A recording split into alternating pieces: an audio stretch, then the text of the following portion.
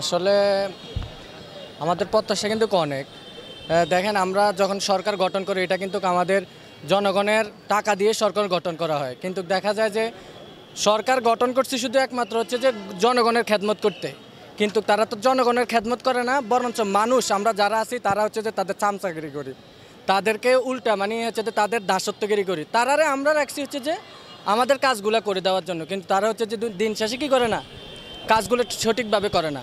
আর হচ্ছে যে একবারে হচ্ছে যে মেম্বার থেকে একবার উপরের লেভেল পর্যন্ত কেউ সঠিকভাবে হচ্ছে যে দায়িত্বগুলো নিতেছে না। পাইলে টাকা যদি পায় সে কী করে, নিজে আত্মসাৎ করে হচ্ছে যে নিজের মতো করে মানে দালান কোটা করে নিজেরা নিজেদের ছেলে সন্তানরা কী করতেছে, বিদেশে পড়াশোনা করাইতেছে। দিন শেষে আমরা কি করি, আমরা হচ্ছে ভালো করে MA পাস করেও কিছু করতে পারতেছি না, চাকরি পাইতেছি না যত সময়।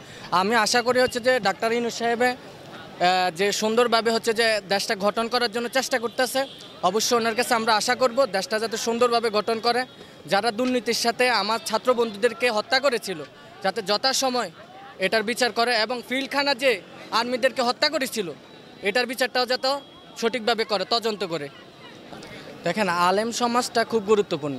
দেখেন যারা আলেম সমাজের সাথে জড়িত আছে তারা কিন্তু আলহামদুলিল্লাহ ভালো আছে। দেখেন বিএমপিগণ, জামাত, শিবিরগণ কিন্তু দিন শেষে হচ্ছে যে হুজুরদের পক্ষে সবসময় ছিল, এই কারণে ছাত্ররাও সবসময় হুজুরদের পক্ষে ছিল। এই যে এখন যে সরকার, যে একজন আলেম সরকার মানে হচ্ছে যে ধর্মের বিষয়ক হচ্ছে যে দায়িত্ব দিয়েছে, সে আমাদের জন্য এটা গর্বের কারণ। হচ্ছে যে আগে হচ্ছে যে কাকে ধর্মের যে দায়িত্ব দেওয়া হইতো তারা দিয়ে রাখতো অন্যদেরকে, যারা ধর্ম বিষয় কিছুই জানে না। এখন আরও হচ্ছে যে আরও বর্তমানে দেখা যাইতেছে যে হিন্দু সমাজ, তারপরে অন্য অন্য যে সনাতন ধর্মগুলো আছে তারা কি করতেছে, মানে হচ্ছে আমিও ইনভেস্টিগেশন করে দেখছি যে কিছু রিয়ার জায়গা শুধু হচ্ছে রাজনীতিক হচ্ছে প্রতিবন্ধকতা থাকার কারণে তারা কি করছে, মানে মন্দির বা ইয়াতে হামলা করছিল। কিন্তু দিন শেষে কিন্তু আমরা যারা অন্য ভাইয়ের আছে তাদের সাথে আমাদের ভালো সম্পর্ক আছে।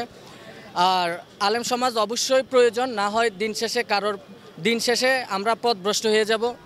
গুরুত্বপূর্ণ আলেম সমাজে যারা নেতৃত্ববিন্দু আছে, যারা স্কলার আছে তাদেরকে অবশ্যই হচ্ছে যে রাজনীতিক বা বড় বড় যে দায়িত্বগুলো আছে ওইগুলোতে যাতে ইনভলভ করে, এটার আবেদন করছি আর কি।